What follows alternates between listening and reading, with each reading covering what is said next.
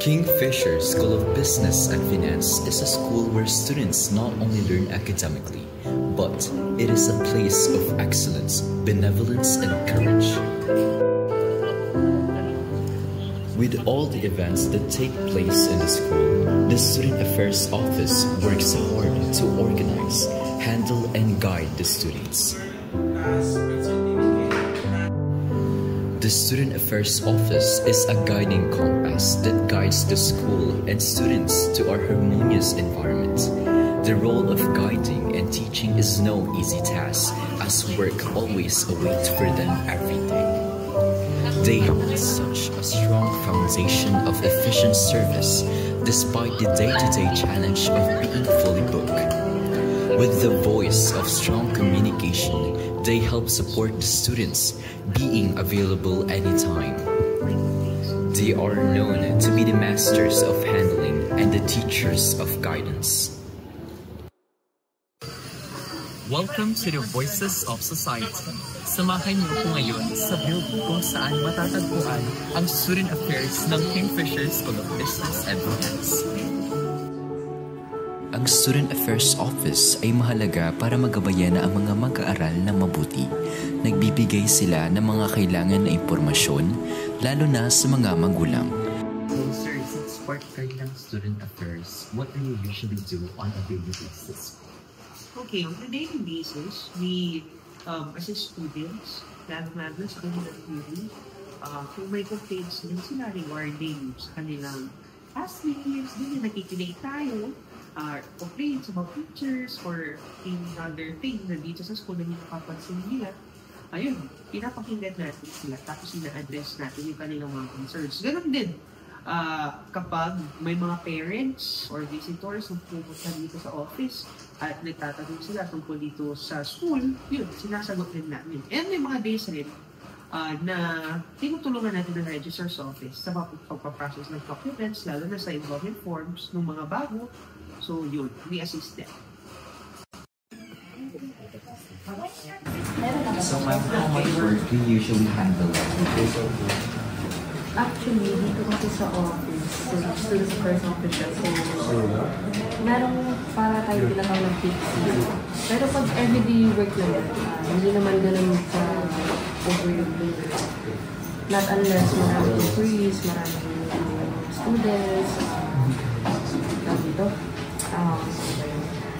Kasi yun, pag marami sila sa pumunta dito, gano'n. Pero normally, pag sa marketing season, na kung saan doon kami lumalas, yun talaga loaded yung work.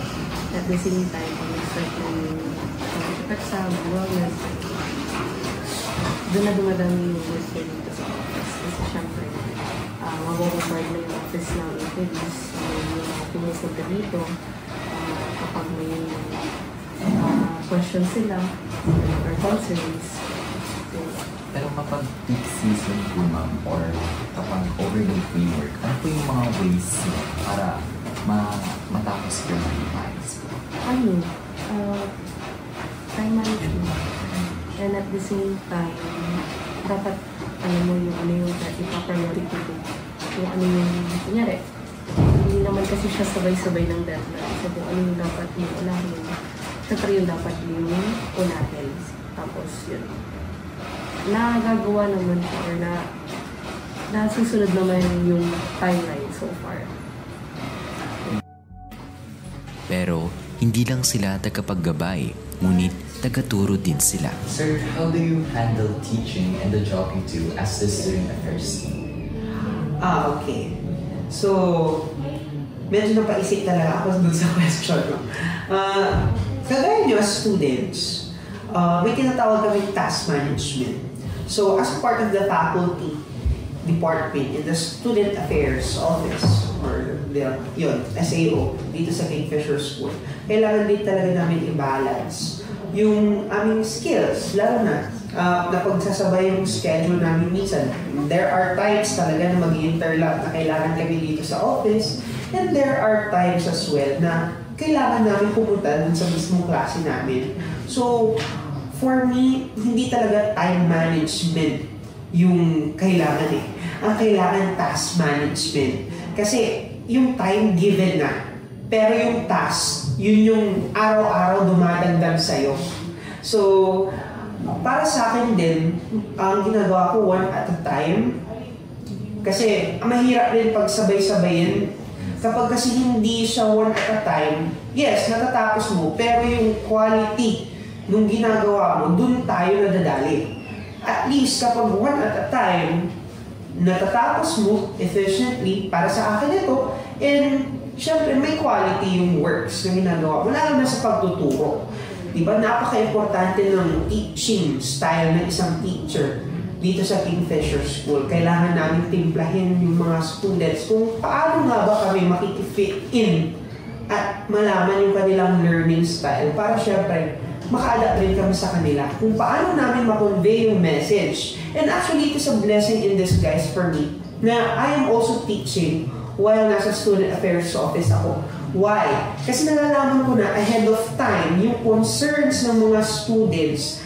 Unlike kapag nandito lang ako sa office, na kailangan ko pang may mag-approach sa akin. At least, kapag nagtuturo ako, oh sir, may concern kami. Sir, ganyan, ganyan. At least na-address ko na siya agad-agad. So, para sa akin, it's a blessing in this case na somehow teaching and then part of the Student Affairs Office.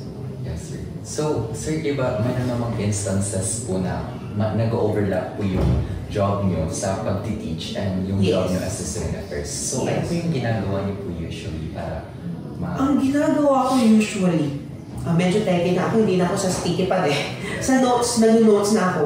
So, parang bukas, meron na akong nakatokang gagawin dapat and personal deadlines. Ang hirap kasi kapag wala kang personal deadlines din dito sa office kasi once na hindi ka nag-set, it's either makakalimutan mo or pahaba lang ng pahaba. Tapos yun, mag-overlap talaga. Yun ang mahirap pag nag-overlap. At yun yung pinipigilan natin mangyari. Kasi hindi natin siya mapagsasabay talaga.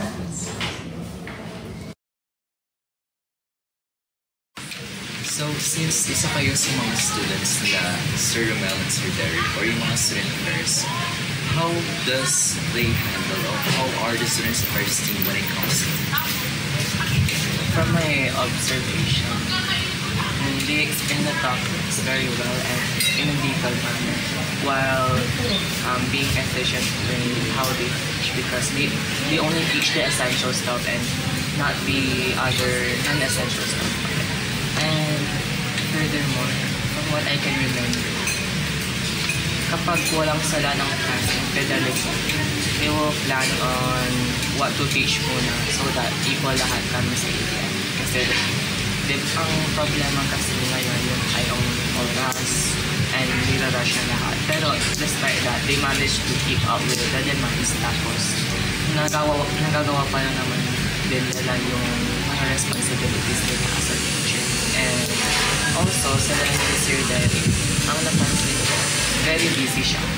Pero he still manages to make time for us. Minsan late siya, pero nababawi naman din niya yung pagka-late na yun. Tapos si Sir Romel, he's considerate to on the right level. Hindi naman yung masyadong considerate to the point na undeserved ng grade kasi masyadong madali yung subject. Pero hindi naman masyadong strict si Sir to the point na parang mahirap na yung subject. Parang sakto lang for him. And they're both there to guide us on our Kingfisher journey. And that's all that I can say. Derek and Sir Romel? Hindi naman. Depende siguro kung ano. Kasi sa research namin kasi usually nirarush kami minsan. Kaya siguro masasabi ko rin na medyo madami rin. Depende sa time kapag nagka-cram kami. Many of the students approach the Student Affairs Office whenever they need help. Higit pa doon, nagbibigay din sila ng gabay tuwing kinakailangan ng mga mag-aaral. Sir, hindi po ba kayo napapagod sa mga ginagawa ni Sir sa work ni Sir? Siyempre, napapagod tayo. Tao lang rin naman yung mga nasa Student Affairs Office. There are times na tinatanong rin namin yung mga sarili natin kung kaya pa ba? Lalo na kapag nagsabay-sabay, sabihin natin yung queries or concerns ng mga students, ng mga parents. Ayan, patong-patong yan. So, yun, minsan, at the end of the day, talagang mafe-feel mo yung pagod.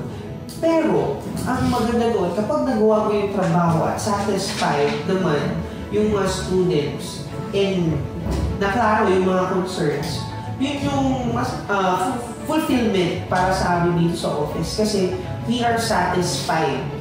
Nasa-satisfy kami, lalo na kung gano'n yung nararamdaman ng mga may concerns. Pero sir, if like may mga times na talagang napapagod na kayo, ano yung one thing na tumutulong sa inyo sir para maipagpatuloy yung work niyo sir? Maganda rin yung question na yun. Para sa akin, nawawala yung pagod ko. This is on me, personal ito. Nawawala kapag nakikipag-chikahan ako with the students. Oo, parang it is a fun part of being in the student affairs office. Kasi hindi kami tinitignan ng mga students as ahead sa kanila. Yung parang kunti na lang, yuyuko na sila sa amin. Hindi. Parang there are students na ang tingin sa amin is somehow friends na they can open up to. At yun yung maganda dito sa office. Parang hindi masyadong nakaka-pressure kapag dito ka o-open up ng problems mo. And then, on a personal basis, ang ginagawa ko, nanonood ng movie about history. Medyo, as part din ng Student Affairs Office, di ba kami rin yung nasa enrollment. Kung mapapansin nyo dun, may examinations tayo, di ba, for the scholarship. Tapos minsan nakakapag-contribute tayo ng mga tanong for the general academic questions, di ba? So yun, nakakatuwa din minsan, nakakawala din siya ng stress. So, how was your experience with the Student Affairs team? My experience for the Student Affairs team, especially Sir Derek, because I was a non-ABM student, so I experienced a lot of bridging subjects. So he was my teacher in BME 10, BME 11, and other bridging subjects. So I experienced a lot with Sir Derek, and to be frank, because I'm not from Kingfisher in my senior high, so he was really the one who introduced the culture of the school to me. When it comes to student affairs, as we know, Sir Derek was the head of the student affairs at the time. I don't know if still the head of the student affairs until now, but I have a very nice experience because there was this one time, and I don't really want to talk about this matter, but Entrep 21, as you know, the entrepreneurship, because the subject was very tasking for us because we have to set up booths on the market day and stuff. But the problem was our teacher was not attending classes, but she was requiring attendance and such. And one day she did not announce a performance task, so we did not attend because we have to prepare for our market day and other stuff. So in short, all students who didn't attend didn't have any grade for that performance task. But I complained I approached Sir Derek about the matter, and he told me he will talk to to that teacher about that matter. And in short, it was resolved because it was very reasonable. So my experience with the student affairs was very pleasant because they really solved the problem of the students. Sabihin na natin in a reasonable way. Kapag reasonable yung request mo and it's within bounds and within regulations, they will accept it because one of the job, Sir Derek told me, one of the jobs of student affairs is to listen to the students as well as again sort out affairs of students and teachers. And then one thing I would like to commend Sir Derek is the confidentiality, because during the POTS, the training before we enter college, he told us that we could talk to teachers about our personal problems as well as our experiences and difficulties to the instructors, especially Sir Derek, and maybe other instructors here at Kingfisher. So overall, my experience with Sir Derek and the student affairs was very pleasant. And to the students that need help or need that have matters that they need conveying to the teachers, I recommend that they tell Sir Derek and the student affairs, because again, I said they're very reasonable and they solve problems very quickly. So whether it's about missing IDs or late, kunwari, nag-order kayo ng t-shirt tapos hindi pa dumarating, you could tell Sir Derek, because it's really the first line of communication between student and teacher.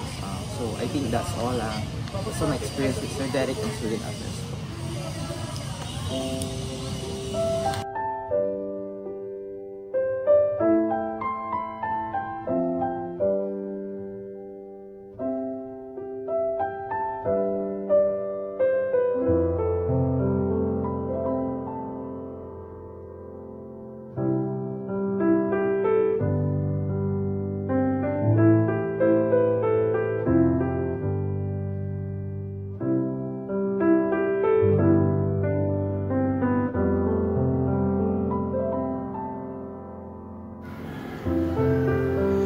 Paano nagsimula ang araw sa Kingfisher, dito rin nagtatapos, puno ng kwento, pagod at pag-asa.